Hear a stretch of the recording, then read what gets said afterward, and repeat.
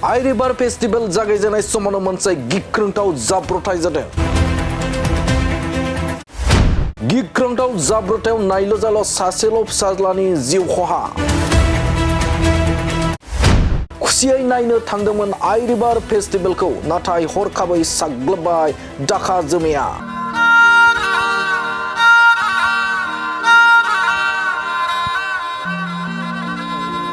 मैया Aie River Festivalखौ बेखेवना होदोंमोन BTCनि खुंथाय गोहोआव थानाय दैदेनगिरिफ्रा।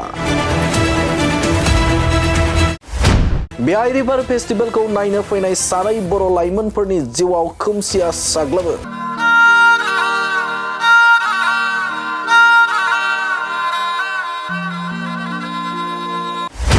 Aie River Festivalखौ नायनो फैनानै सासे जाब्रबथायजों जिउ खहा आरो सासेया आथिं बायनानै गोब्राब जोखोम जायो। खौरां मोननाय बायदिब्ला Aie River Festivalनि बेखेवजेननायखौ नायनो फैना गिदिंलांफिननायाव सानै लाइमोना गंसे डाम्पार गारिजों सौग्रावना जायगायावनो सासे जिउ गोमायो आरो सासेया गोब्राब जोखोम जायो।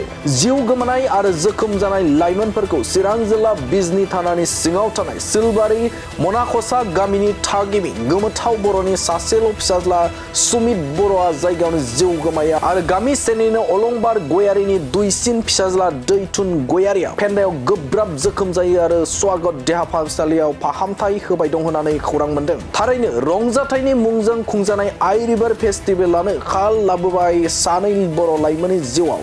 खोमाना लानांबाय दुखुथिया बिमा बिफाया गावनि नायल' जाल' सासेल' फिसाखौ। जागायजेननाय Aie River Festivalआव फैना जिउ खहा जाबाय। थुंगेजासिम आरो बेसेबां लाइमोनफोरा जिउ खहा जाबावगोन बेखौ समावसो मिथिगोन। नाथाय साफ्रोमबो लाइमोनफोरा सांग्रां जानाया मोजां जे रंजाथाइनि मुङाव गावखौ बावसोमना गावनि जिउजों गेलेना लोंनाय जानायनिफ्राय जानगाराव थायो बेखौ बड'लेण्ड बुब्लिनिफ्राय गुरै आर'ज खालामबाय।